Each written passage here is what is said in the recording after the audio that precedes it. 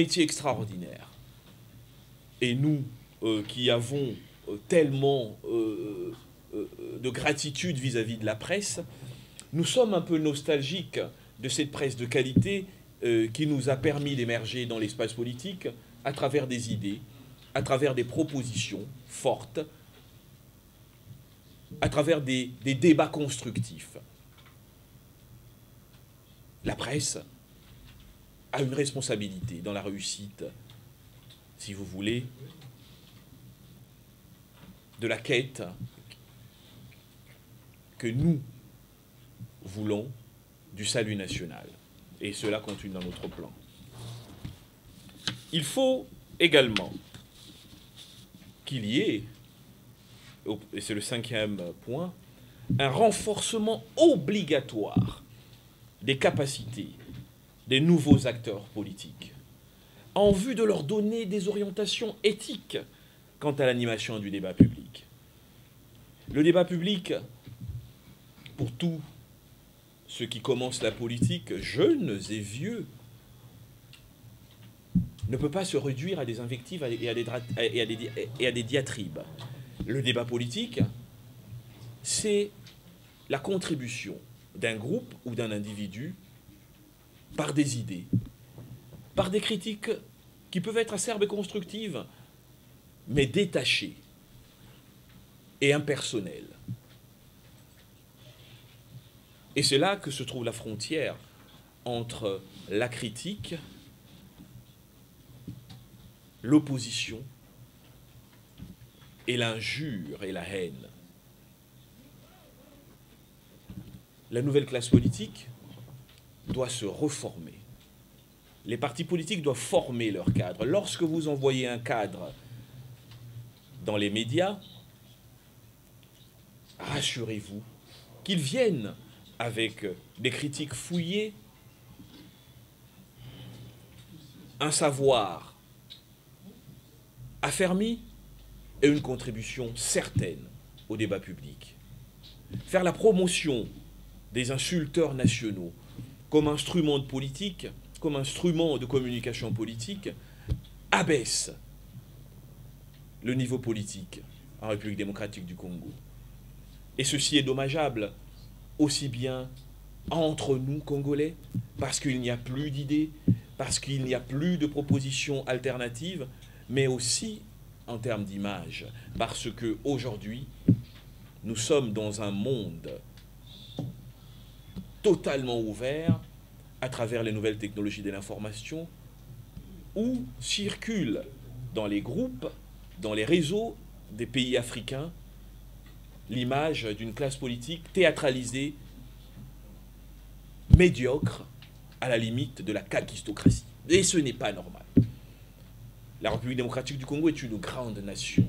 La politique est un secteur d'excellence.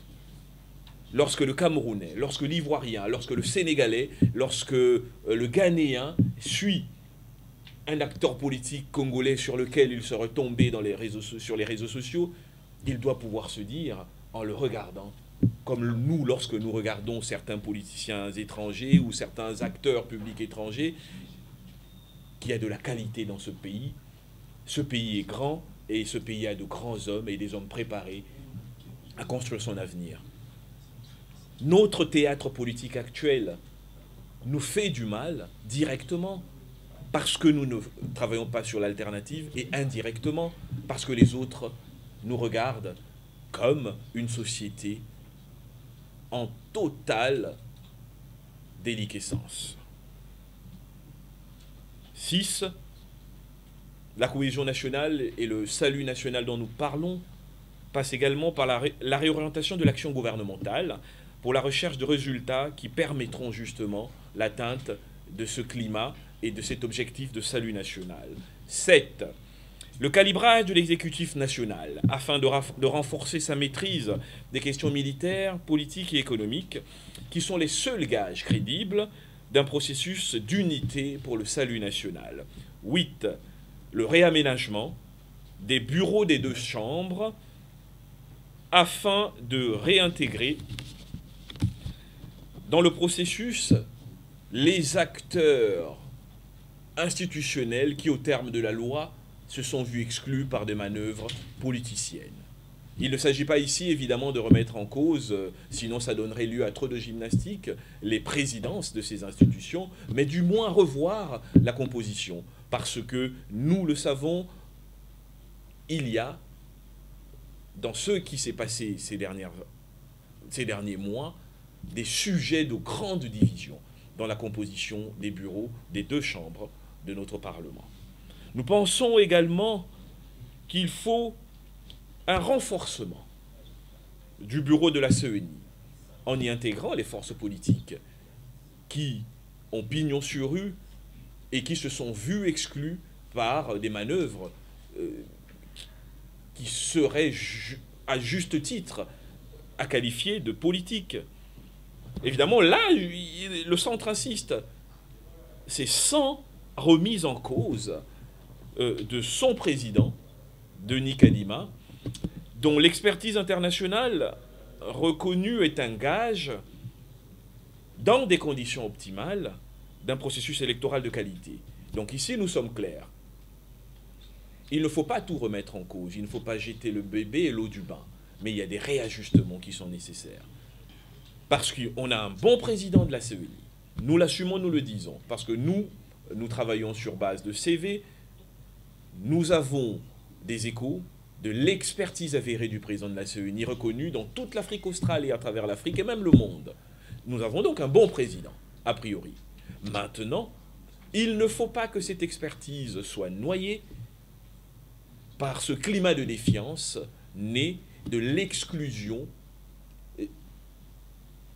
volontaire peut-être, ou de l'auto-exclusion de certains acteurs qui pourtant ont droit de faire partie de cette CENI. S'il faut revoir la loi pour élargir un peu le nombre de postes au sein de la CENI, nous pouvons le faire très rapidement, sans empiéter sur l'éventualité d'un calendrier électoral qui respecterait les délais constitutionnels. Dans un deuxième temps, il y a les actions impératives et spécifiques à la situation sécuritaire à l'est de notre pays. Comprenez bien notre démarche à travers cette conférence de presse. Nous hiérarchisons les priorités. Nous disons, le pays est en guerre, il faut, pour gagner cette guerre, une cohésion nationale pour atteindre le salut. Donc la problématique de la guerre est une problématique centrale. Précédemment, nous avons donc détaillé une dizaine d'outils. Dans le 10e, évidemment, c'est la confection d'un calendrier électoral consensuel. Maintenant, nous disons que ce réaménagement consensuel des institutions et ces décisions politiques qui visent le renforcement de la cohésion nationale en temps de guerre auront pour principal objectif, en 2023, la sécurisation et la pacification définitive de la partie est du territoire national et l'organisation d'élections réellement transparentes. La mise en place d'un desk stratégique composé de tous les militaires haut gradés ayant une expérience de guerre, même s'ils sont en retraités. L'expulsion immédiate de l'ambassadeur rwandais en RDC, l'édification symbolique d'un mur séparant la RDC du Rwanda à la frontière, la résolution définitive de la question des Tutsis congolais à travers un dialogue entre toutes les communautés de l'Est et à travers des actions de sensibilisation contre toute stigmatisation.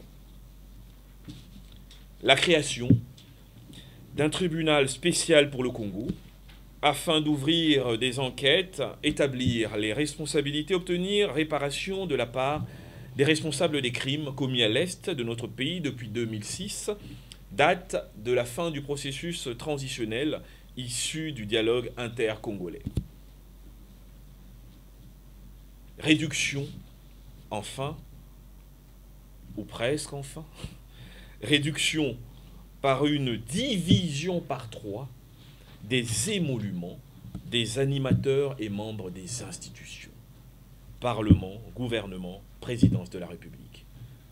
Cela, tenez bien, mesdames, mesdemoiselles et messieurs, chers compatriotes, permettra, selon nos calculs, une économie de 150 à 200 millions de dollars à reverser tout de suite à l'effort de sécurisation de la partie Est en termes militaires, diplomatiques et de renseignement.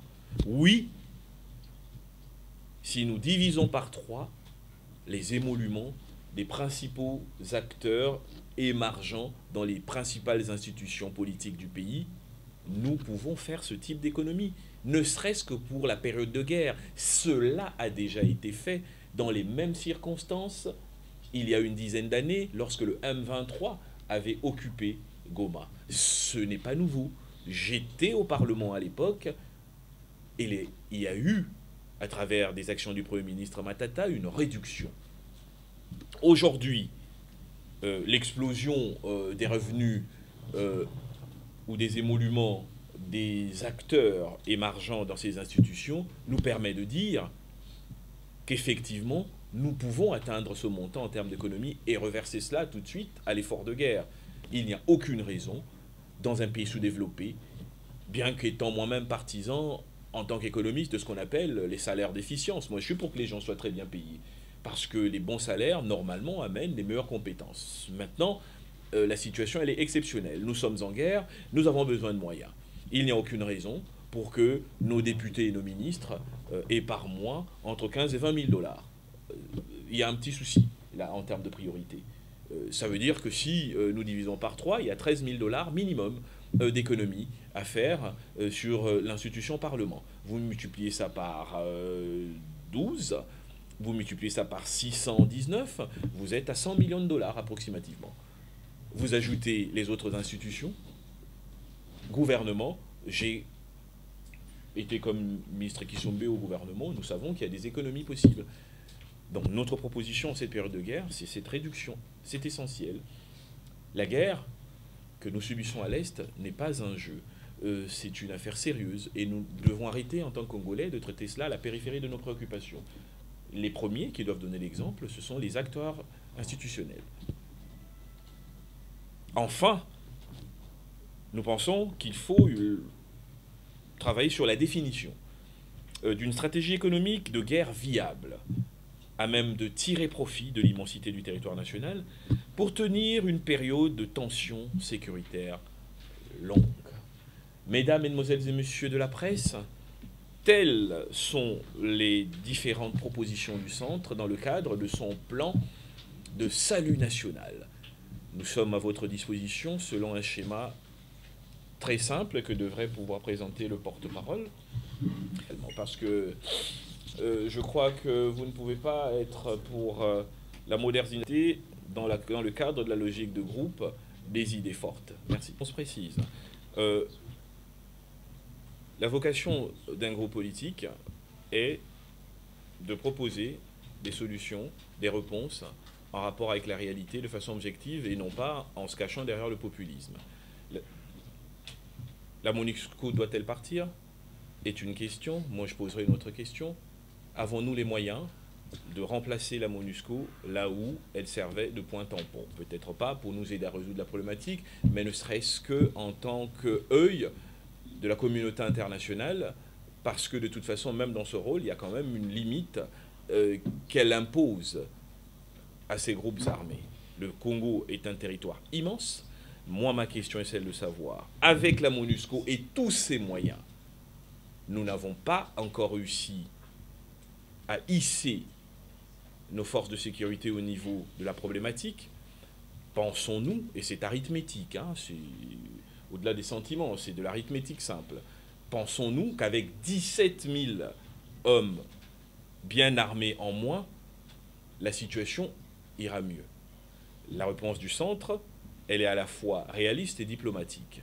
C'est de dire, en ce moment précis, nous avons besoin des Nations Unies pour nous accompagner dans notre offensive diplomatique contre le Rwanda, mais nous avons également sur terrain besoin de la logistique de la MONUSCO. On ne le dit pas souvent, on ne le dit pas assez, qui nous sert énormément. Entre les différentes positions extrêmes, il y a un juste milieu. Et c'est ça la position du Centre. Nous ne pensons pas qu'il est opportun d'opérer une séparation non amicale. Je pense qu'il faut procéder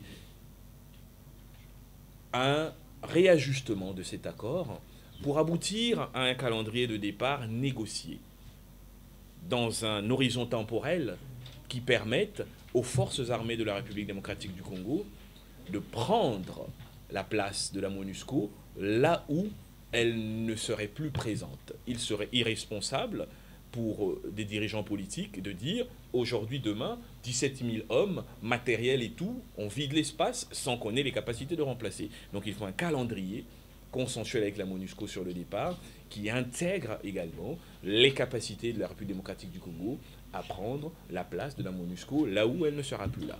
Voilà.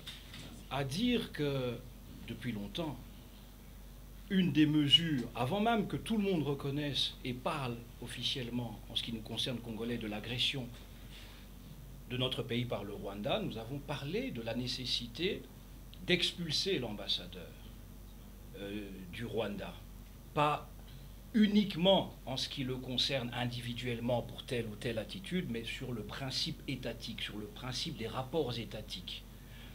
J'ai eu à rappeler que nous avons ici demandé à l'Union européenne en 2017 de rappeler le chef de la mission de l'Union européenne ici, Bart Ouvry. C'était pendant que j'étais au gouvernement avec le vice-premier ministre Cheo Kitundu, qui avait exigé le départ, donc, mais imminent, immédiat, de l'ambassadeur de l'Union européenne, parce que l'ingérence dans les affaires intérieures de la RDC était arrivée à son comble. Donc, lorsqu'un pays considère que les rapports sont tellement dégradés entre deux États ou entre des États et des organisations internationales, entre sujets du droit international, une des prérogatives de chaque État comme sujet du droit international, c'est soit de rompre les relations diplomatiques, on n'en est pas là, parce que le renvoi d'un ambassadeur, ce n'est pas la rupture des relations diplomatiques, le principe des relations diplomatiques reste, mais nous pouvons et nous devons, le centre soutient cela, demander. La procédure est celle-là, elle est aussi simple, après des explications, après la convocation de l'ambassadeur, qui a déjà eu lieu, vous l'avez vu, je crois qu'à l'époque c'était Madame Bazaïba qui avait fait l'intérim du vice-premier ministre Lutundula, n'est-ce pas, pour cette question-là, et une mise en garde avait été faite, etc. Le président de la République, Félix Tshisekedi, a lui-même dernièrement, devant la communauté de développement de l'Afrique australe, n'est-ce pas, vous l'avez suivi, pointé clairement la responsabilité du Rwanda. On cite le Rwanda au plus haut niveau comme agresseur de la RDC, nous l'avons tous suivi. Donc, par voie de conséquence logique, je pense que c'est simplement par excès de lenteur diplomatique. Je ne pense pas que nous ayons peur du Rwanda. Comme le président Kambinga aime bien le rappeler, les conséquences peuvent être lourdes pour ce petit pays en réalité.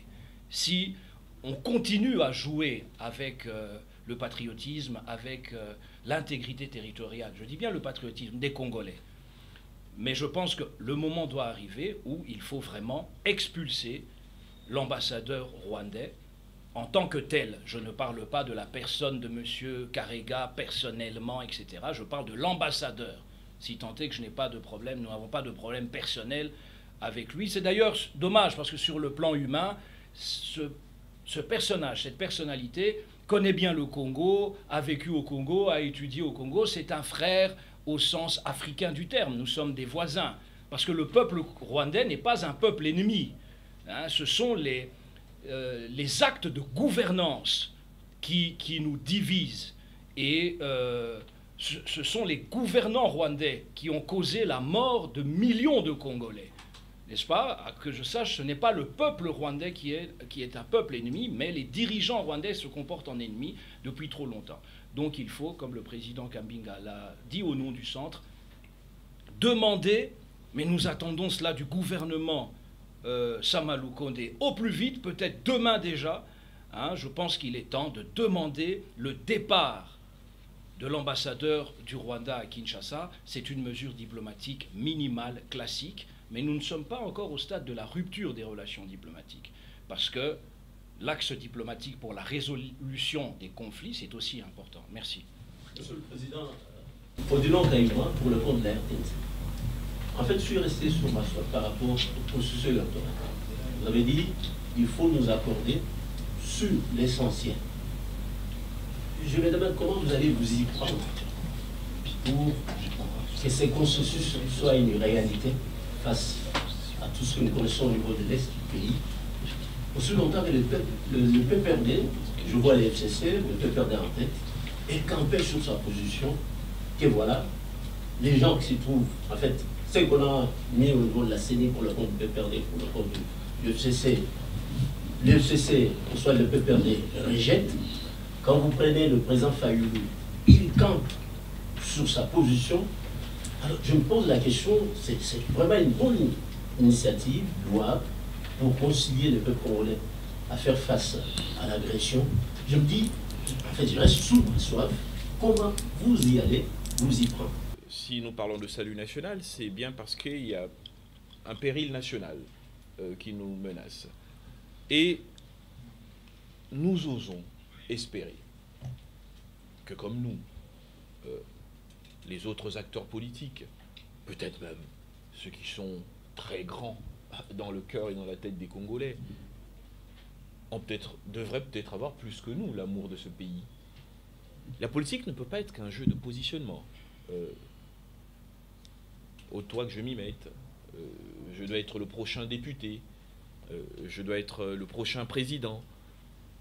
La politique doit avant tout, dans le contexte d'une nation comme la nôtre, être un sacerdoce au service de l'intérêt national. Monsieur Likobo, si vous pouvez arranger le visuel là-bas, parce qu'il y a une expression qui est sur ce visuel que nous avons tenu à mettre, c'est le sursaut patriotique. L'homme d'État, dans ce type de circonstances, c'est celui qui, lorsque ses intérêts personnels sont en contradiction évidente avec l'intérêt national, oublie son intérêt personnel au profit de l'intérêt national. C'est ça l'homme d'État. Donc en l'occurrence ici, ce que nous proposons, c'est une voie et une solution sans alternative en réalité. Si les acteurs politiques congolais n'arrivent pas à s'entendre, nous perdrons. Nous serons tous, la génération qui est la nôtre, complices de ce plan de balkanisation de notre pays. Il faut savoir que la stratégie, elle est simple, et je crois que c'est le président Kabila qui l'a rappelé dans plusieurs discours à l'époque. La stratégie, elle est simple. Créer des foyers de tension, profiter de la division des Congolais, empêcher donc par là la mise en œuvre de politiques de développement, et ainsi faire constater la nécessité d'une balkanisation de ce pays. Ils ont essayé en 2013, ils ont réessayé à plusieurs reprises, et ils essayent à nouveau.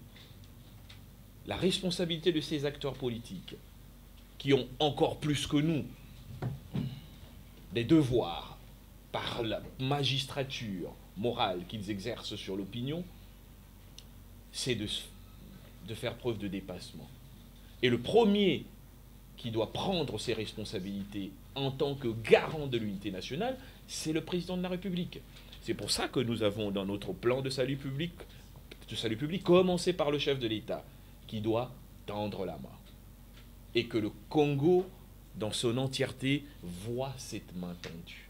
Et à partir de là, chaque Congolais jugera la réaction des adversaires, qui devront choisir devant chaque Congolais si ils sont, comme dans l'arbitrage de Salomon, du côté de la maman qui préfère renoncer à l'enfant pour sa survie, ou qui sont du côté de la mauvaise maman qui était prête à ce que le roi Salomon décide de couper l'enfant en deux. C'est une manière de mettre chaque acteur politique, chaque membre de la société politique congolaise devant ses responsabilités. Comment nous y arrivons? Ce ne serait pas la première fois que les Congolais auraient trouvé le moyen de s'entendre. Dans un environnement plus clivé que celui que nous traversons, ça veut dire un pays divisé par 4, avec des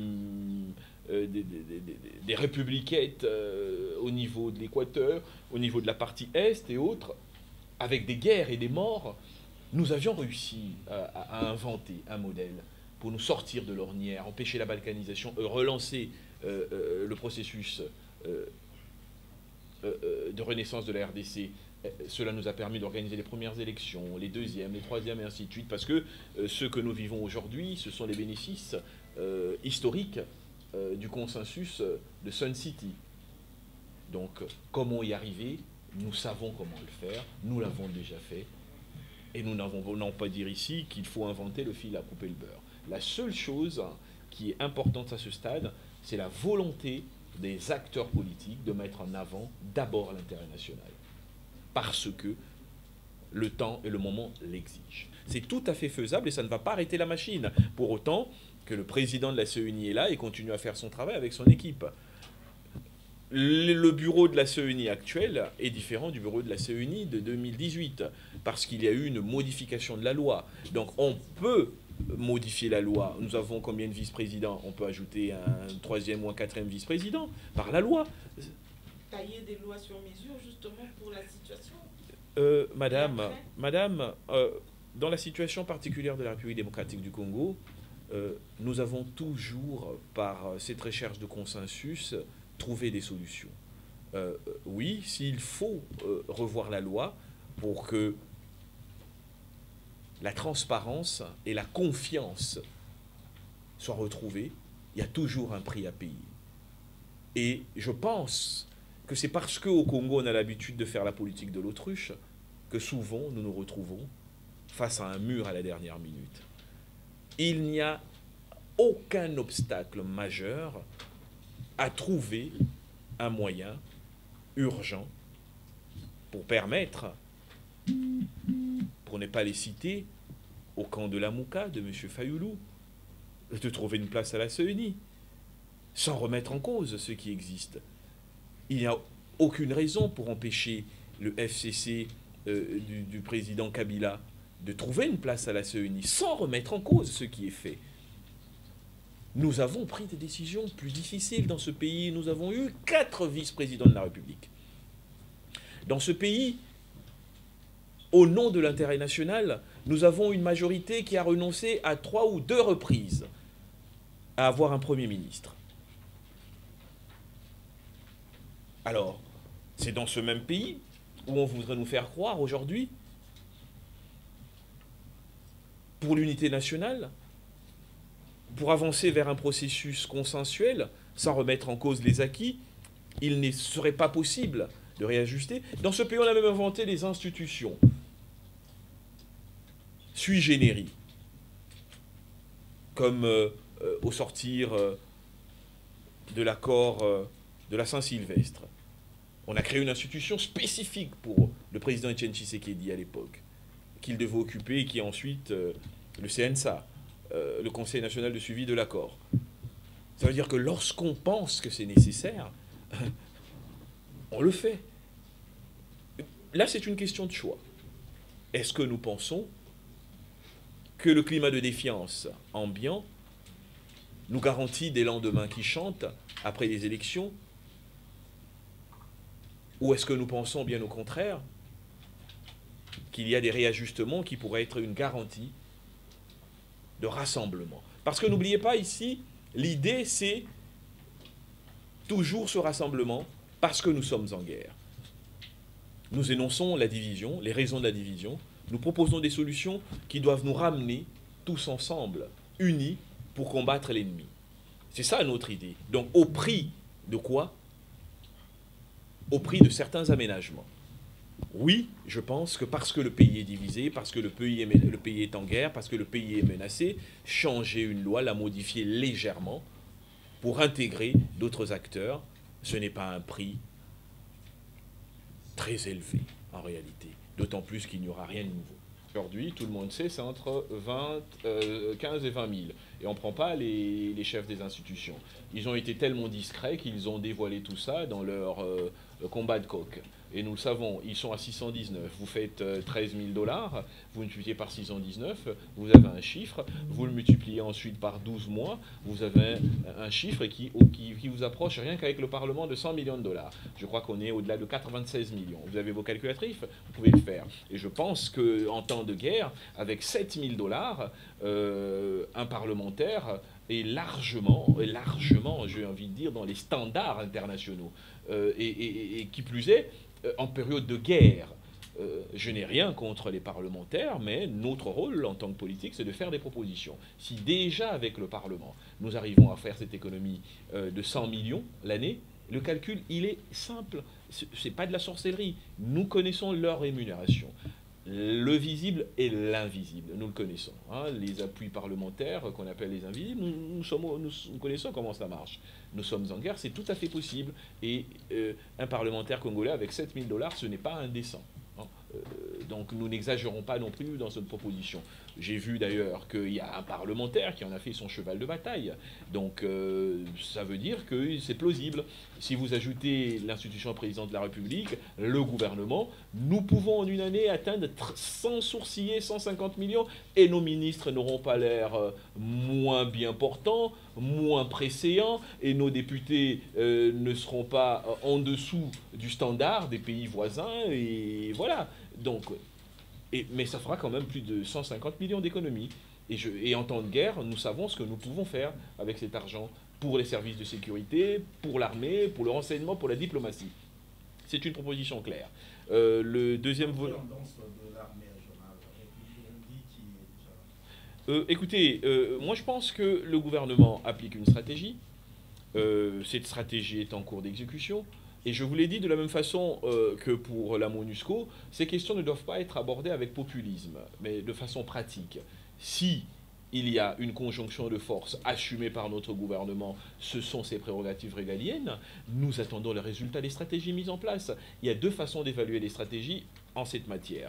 Soit on nous dit, telle opération stratégique a une durée de 1 an, 2 ans, et après les 2 ans, nous faisons l'évaluation. Si ces opérations ont des débuts et les fins ne sont pas définies, le moment de l'évaluation, c'est la fin du mandat du président de la République. Donc c'est les deux schémas d'analyse critique qu'il faut mettre en avant pour ne pas sombrer dans l'ultra-crépidarianisme. Ça veut dire penser qu'on sait tout, qu'on comprend tout et qu'on maîtrise tout. Parce que ces questions sont des questions complexes. Le gouvernement a un mandat, il applique des stratégies. Lorsque ce mandat se termina, chacun de nous sera fondé de juger.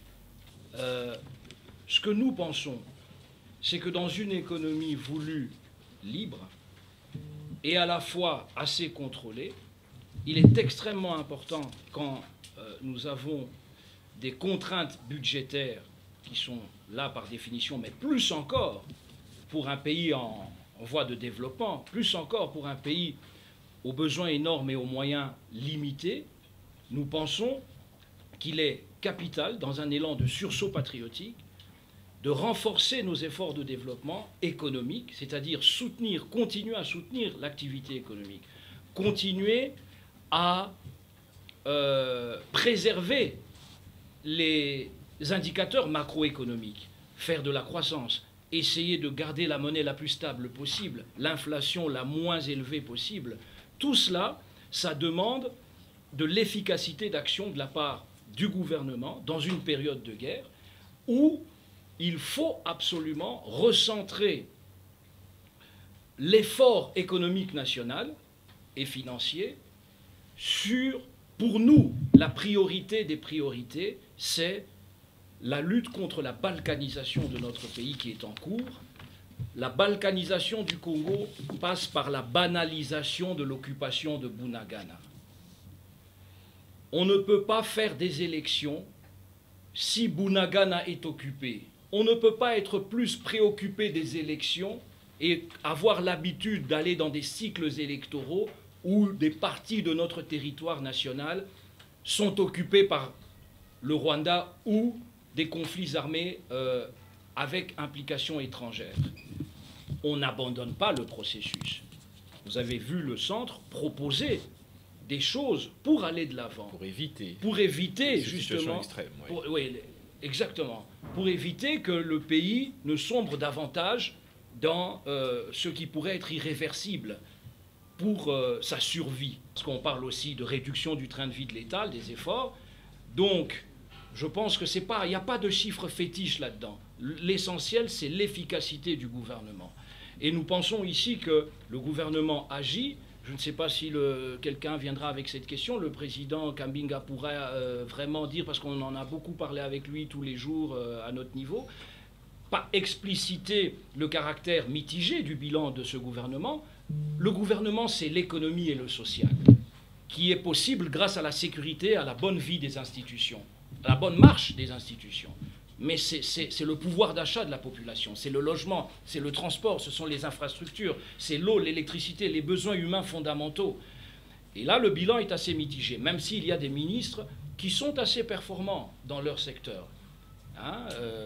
Il y a le ministre des Finances, qui est un excellent ministre des Finances, Nicolas Kazadi. Nous l'avons vu.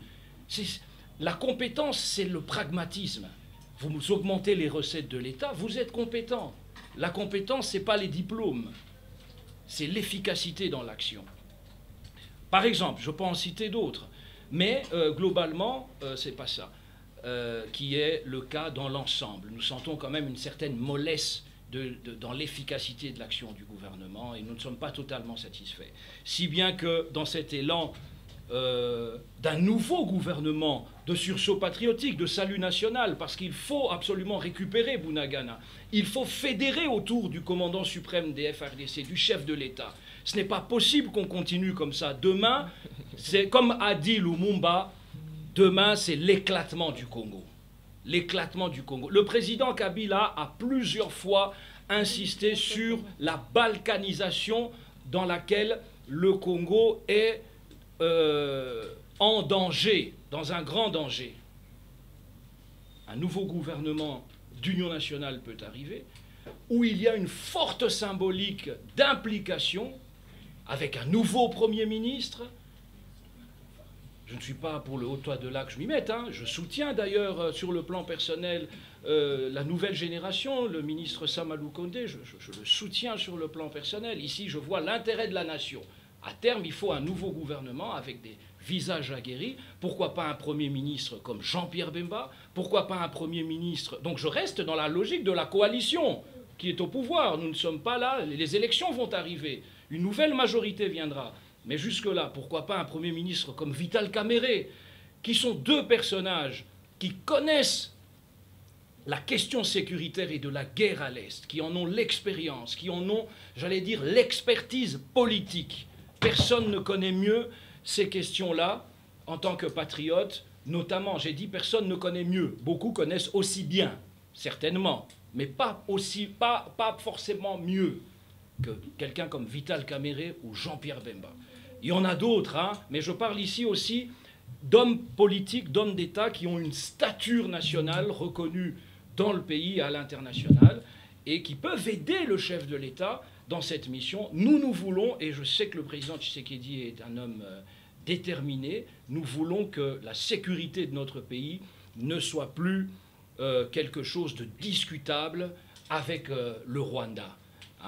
Et sur tous les plans. Le président a parlé d'un mur, le président a parlé de l'expulsion, le président Kambinga, de l'expulsion de l'ambassadeur. Et je sais que ce que je dis va dans le sens de ce qui est perçu par le président et voulu par le président de la République et par l'ensemble des Congolaises et des Congolais. Dans un étage en dessous des individualités, nous pensons que même si, en additionnant le tout, nous n'obtenons pas toute la satisfaction nécessaire, mais individuellement, des ministres comme Didier Boudimbou, avec les blocs pétroliers, on voit une dynamique, des ministres comme Sakombi, avec la numérisation, on voit une dynamique, des ministres comme Patrick Mouyaya, avec le costume qu'il a su retailler à sa mesure, avec son style, malgré la difficulté qu'on aurait pu imaginer de prendre la place de Mende, on a Chérubin Okende, on a, contrairement, je vais vous étonner, à l'idée que les gens se font, Kibassa. Vous savez, au-delà du rôle difficile qu'il a eu d'assumer une nouvelle taxe, parce que c'est toujours un rôle ingrat partout dans le monde, point de vue, est un homme brave qui fait un travail extraordinaire, mais qui malheureusement dans les faits ne peut s'apparenter qu'au mythe de Sisyphe. Le pauvre, il est obligé, il prend la pierre, il monte, il est au-dessus, ça redescend. Il monte, il est en dessous, il est au-dessus, ça redescend. Pourquoi? Parce que, de mon point de vue, il y a un certain nombre de réformes qui devraient accompagner son action, qui ne sont toujours pas d'actualité. Résultat, il y a un plus à mettre sur son action, mais comme c'est compensé par une absence de réforme, et les réformes, elles peuvent être très simples. Il y a 3 niveaux juridiques, il y a 3 niveaux de contrôle. Il y a le contrôle politique par le Parlement, il y a le contrôle juridictionnel par la Cour des comptes, il y a le contrôle administratif par l'IGF. Donc, il faut qu'il y ait une cohérence dans le circuit de contrôle. Et cette cohérence tarde. Certaines réformes, je vous le donne, pour donner du poids et de la cohérence à l'action gouvernementale dans le domaine du contrôle. Gilles Alingueté, il fait son travail avec l'IGF. Mais les comptables, moi j'ai été ministre plusieurs fois. Le comptable, dans d'autres pays, c'est un grand commis de l'État qui fait contrepoids à son ministre et qui empêche ainsi, par sa position, des dérapages. Mais chez nous, c'est un petit gars du cabinet. Et le ministre fait ça, il fait ce que le ministre lui demande. Mais tant qu'on n'a pas réglé ce problème du sous-gestionnaire de crédit, du contrôleur financier, du comptable, qu'est-ce qui se passe? Comment vous réglez le problème aussi bien qualitativement que quantitativement de la dépense publique?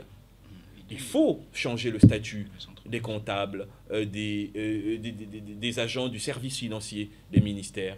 À mon avis, ils devraient même être nommés directement par ordonnance présidentielle, leur offrir un statut et des revenus indépendants des cabinets ministériels pour que, effectivement, au lieu de leur pouvoir de contrôle, ils puissent faire contrepoids. Vous voyez, ces réformes, elles n'existent pas. Donc ça pose un problème dans le cas de la lutte menée par Jules Alingueté. Ensuite, je voudrais vous donner un autre exemple de réforme. Où avez-vous vu, dans quel pays développé, puisque ce sont ces pays qui nous servent de référence et de benchmark, avez-vous vu des comptables entre 19h et 20h sortir avec de sacs d'argent, l'argent des institutions? Je ne sais pas, vous imaginez le comptable, M. Robert Laurent, du ministère des Transports de France, il est à la Banque de France à 21h, il sort avec des sacs. Mais c'est un des problèmes. C'est un des grands problèmes de la question des détournements. La manipulation des espèces. Il faut bancariser, interdire au niveau de la Banque centrale les dépenses publiques faites par des manipulations d'espèces.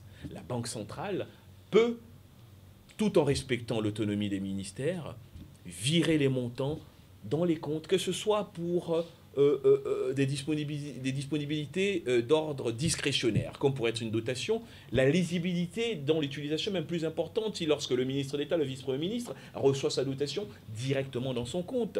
Pourquoi nous devons avoir des comptables, des agents des services financiers à 21h, 22h avec des sacs d'argent qui arrivent dans des cabinets, alors que nous avons un système bancaire qui s'est professionnalisé, qui est efficace? Le paiement des factures.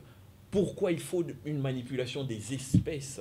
Les virements bancaires existent. Cela renforce la traçabilité. Donc vous voyez, il y a beaucoup de petites réformes qui, puisqu'elles ne sont pas d'actualité, annihilent ou édulcorent l'efficacité de certaines bonnes volontés. Je parlais ici d'un cas spécifique pour étayer un peu l'argumentaire du ministre Kissombe de l'IGF et des limites de l'action de l'IGF, qui d'ailleurs ne manque pas de se plaindre, mais ces limites sont liées à toutes ces réformes qui doivent accompagner le processus et de cohérence de l'action gouvernementale.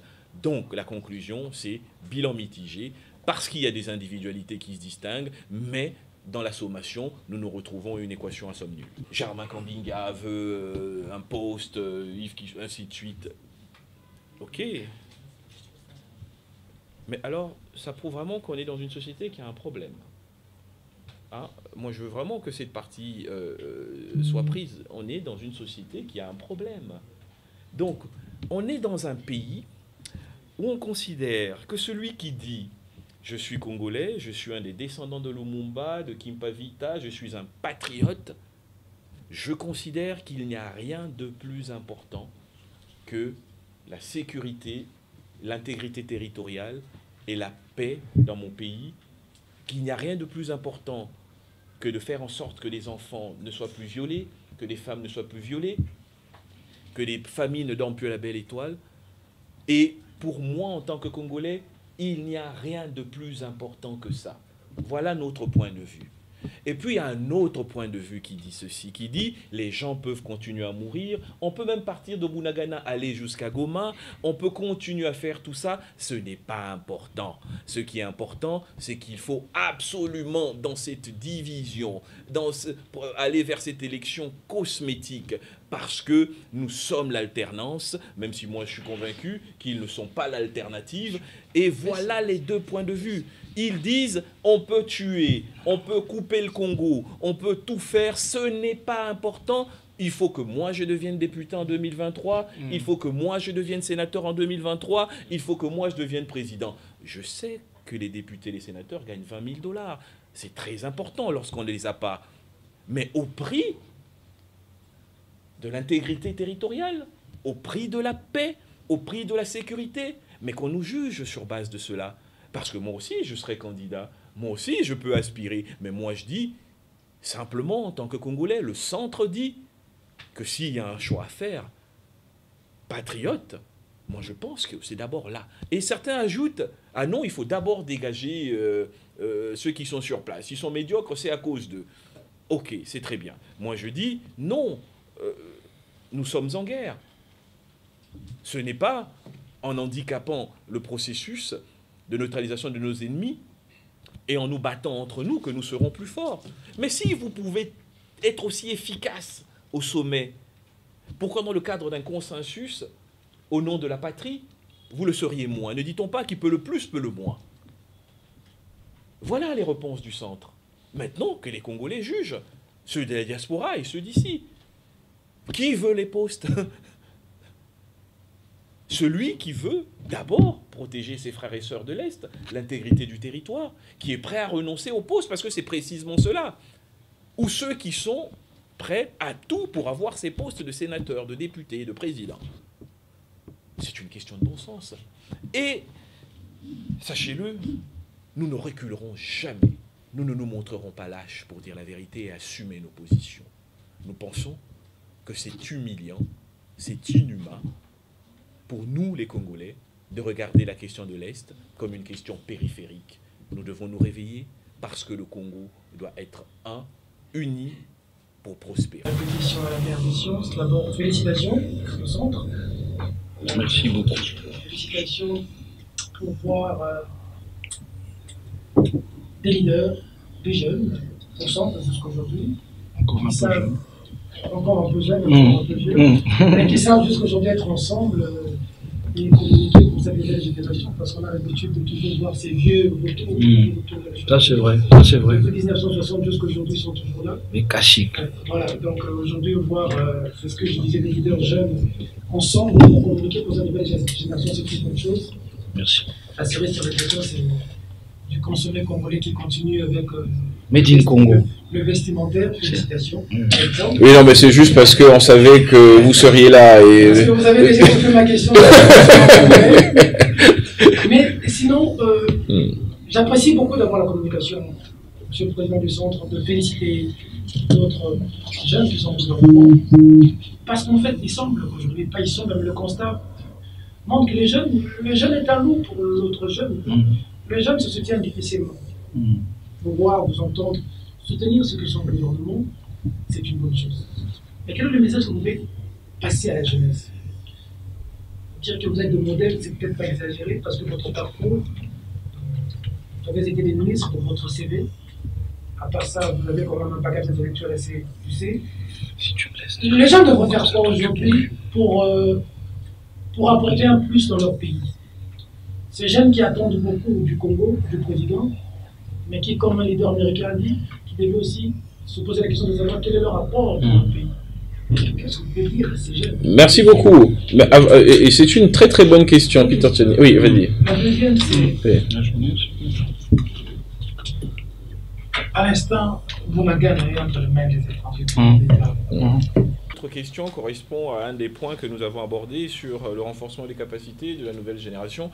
Et Rodrigue Mwamba pourra l'aborder, et Yves Kissombé aussi pour aborder cette question. Parce que, oui, le docteur fait partie de cette nouvelle génération, et je pense qu'il a quelque chose à dire. Voilà, Peter Tchiani, nous l'avons dit dans notre intervention, aujourd'hui, plus que jamais, la société congolaise est radicalement divisée. Hein. Nous sommes dans une espèce de guerre civile qui ne dit pas son nom. On a rarement vu un tel niveau d'ostracisme. Hein. Tribalisme, haine, position irréconciliable. Donc, en fait, tous les ingrédients qui nourrissent la force de nos ennemis sont sur la table. En fait, c'est comme si ceux qui veulent diviser ce pays étaient en train de réussir, en réalité. C'est du jamais vu, et vous avez raison. C'est ce qui explique ce climat totalement délétère de conflits interethniques, de délinquance juvénile. C'est le climat général de violence. La société congolaise, aujourd'hui, est une société violente. La violence, elle est d'abord verbale. La violence verbale nourrit toutes les autres violences parce que elle entraîne des situations de comportement extrêmes. On s'insulte à longueur de journée à travers les médias. On se bat même sur les plateaux de télévision. Lorsque ce spectacle arrive à travers les tubes cathodiques auprès des téléspectateurs, ça donne quelle image de la société? Ça donne quelle éducation de la société? Ça donne quel message d'espérance? Lorsque les leaders sont incapables de se réunifier face à l'essentiel, ça donne quel message? Lorsque vous ajoutez à cela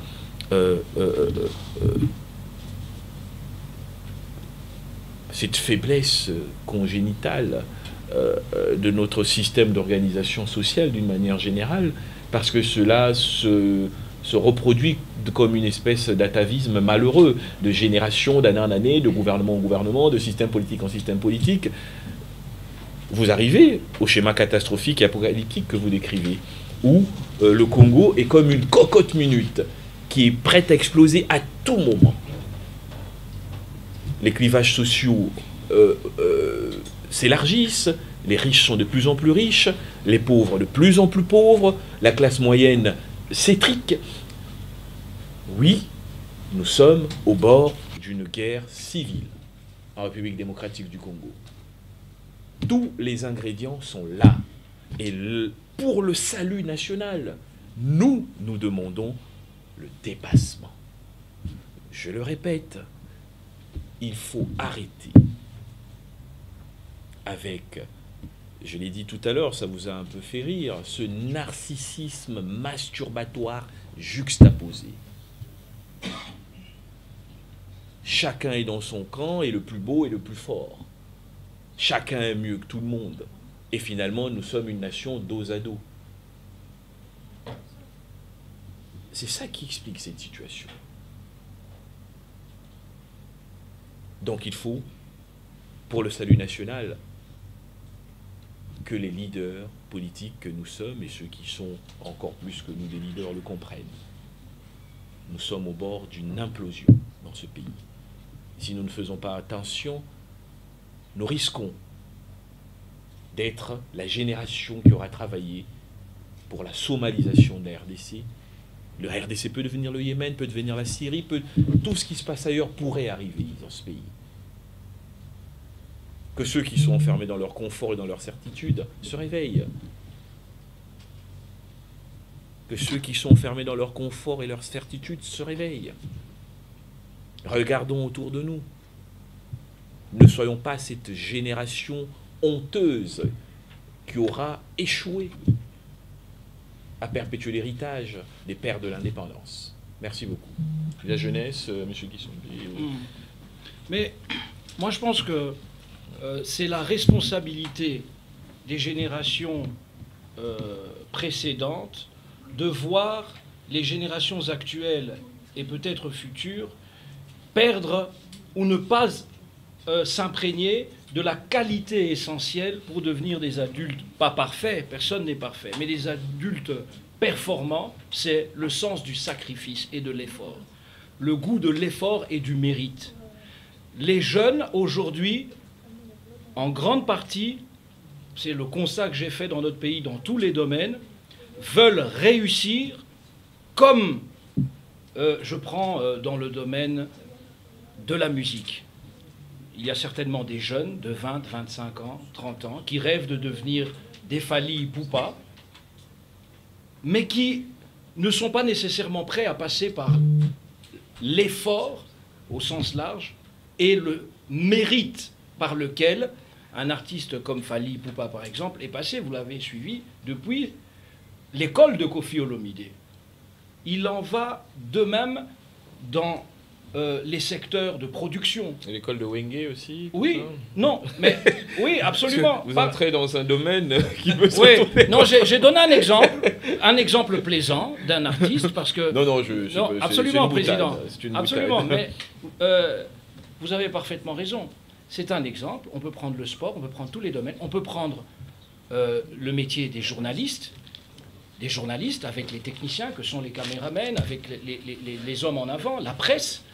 Mais si vous voulez devenir Rachel Kitita, vous voulez devenir Paulette Kimoutou, Blaise Aïnda, Peter Tianier, tous les autres, les grands journalistes de la RTLC. Oui, mais je parle de ceux qui sont là, par exemple, Président. Mais vous devez avoir la culture de l'effort et du mérite. Et au niveau de la classe politique, nous avons constaté, j'ai suivi l'honorable Jean-Jacques Mamba, par exemple, député MLC, se plaindre de ce qu'il ne trouvait pas de qualité dans la communication par les jeunes acteurs politiques, communicateurs de l'Union sacrée, mais on peut étendre cela. Il y a une baisse de la qualité du débat politique. Nous avions 30 ans, lorsque, avec d'autres, nous nous sommes investis pour nous faire connaître sur la scène politique nationale, avec le leadership des grands leaders de l'époque, parce que nous avons vu en eux une capacité de leadership. Aujourd'hui, les jeunes, est-ce qu'ils voient en certains, est-ce qu'ils suivent les leaders parce qu'ils voient en eux une vraie capacité de leadership, hein, comme on avait à l'époque, quand le PPRD, par exemple, est créé, Joseph Kabila, et même avant, la capacité de leadership d'un Jean-Pierre Bemba. Nous avions 30 ans, nous étions admiratifs de cet aîné, pour son intelligence d'abord. L'intelligence, ce n'est pas que les diplômes, c'est la capacité à appréhender les réalités de la vie. Est-ce que les jeunes le font? J'ai l'impression que les jeunes font ce qu'ils peuvent, en grande partie, font ce qu'ils peuvent pour s'en sortir, pour avancer. Alors, comme ils sont dans cette espèce de compétition individualiste, ils sont incapables de fédérer leurs énergies. Moi, face à l'immobilisme dans lequel je me suis trouvé, n'étant pas maître du PPRD où j'étais, face au constat que, par exemple, le président Kabila est d'abord un patrimoine national pour avoir réussi dans ce pays l'alternance et d'avoir fait ce qu'il a pu sur tous les plans. Je défendrai toujours le bilan du président Kabila.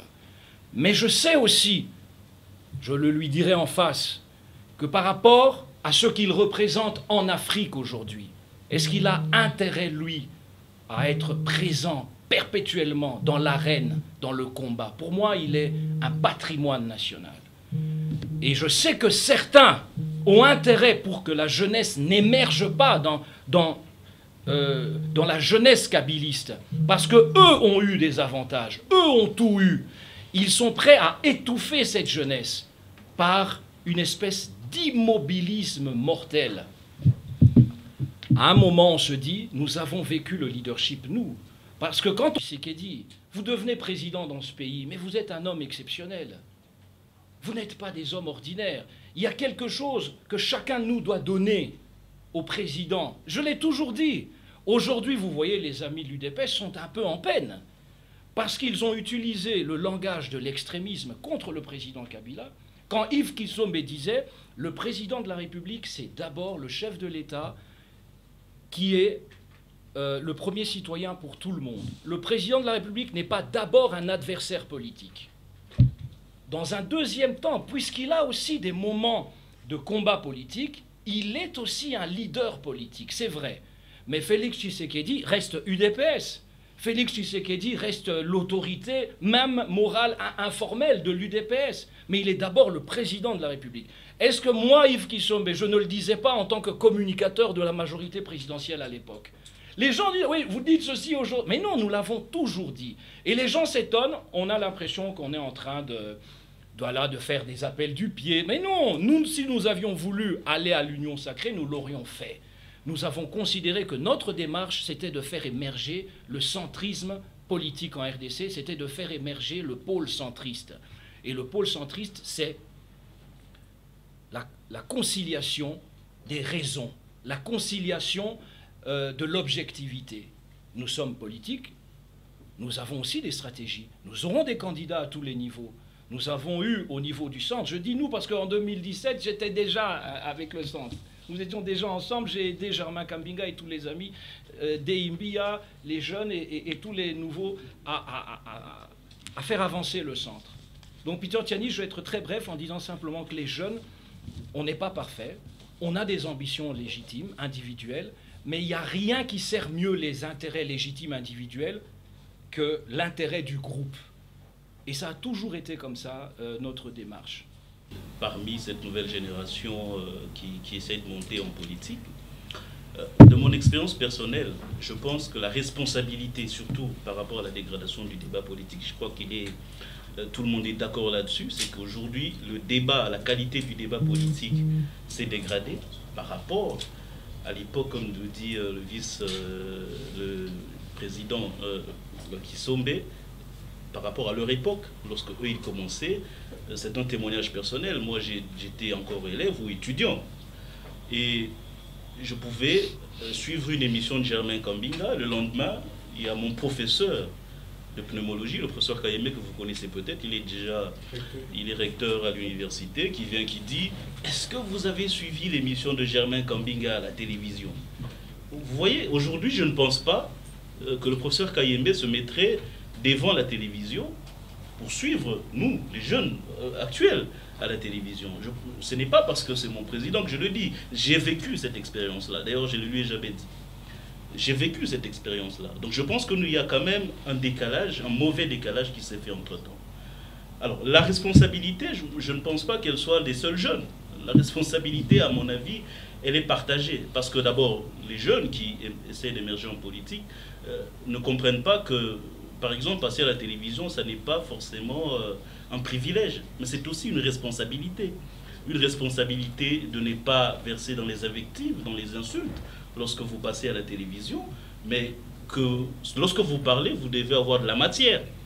Et ça, beaucoup qui passent à la télévision aujourd'hui n'ont pas cette notion-là. Moi, je vois, quand vous passez dans les débats, parfois, votre co-débatteur n'a même pas d'argument, mais il excelle dans les insultes, il excelle dans les invectives. La responsabilité, à mon avis, c'est vous aussi, les médias. Parce qu'aujourd'hui, c'est tellement facile de passer à la télévision. Il suffit d'avoir 10 $ ou 20 $, vous passez dans un débat.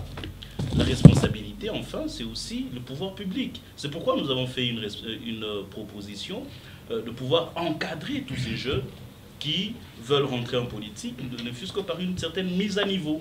Il faudrait que nous trouvions les moyens pour que tous ceux qui rentrent en politique puissent être mis à niveau afin d'assainir le débat politique. Donc c'est une responsabilité partagée, elle doit être abordée assez globalement comme cela. Ce texte existe, il a été déposé partout où il doit être déposé, parce que c'est le résultat d'une intellection profonde du groupe politique centriste. Il faut avoir les manettes du pouvoir. Mais dans notre rôle politique, nous devons faire des propositions. Donc voilà la situation exacte. Et si vous regardez le plan de salut national, ce plan intègre intègre aussi quelques points des 100 propositions, parce que nous restons cohérents. Voilà, nous restons cohérents, parce que nous pensons avoir suffisamment réfléchi pour apporter de véritables solutions aux différentes problématiques. Bateau auto-inspira, mais pas profiter de l'inspiration, là, bah ça là-haut, et à Bangunzela. C'est pas ça.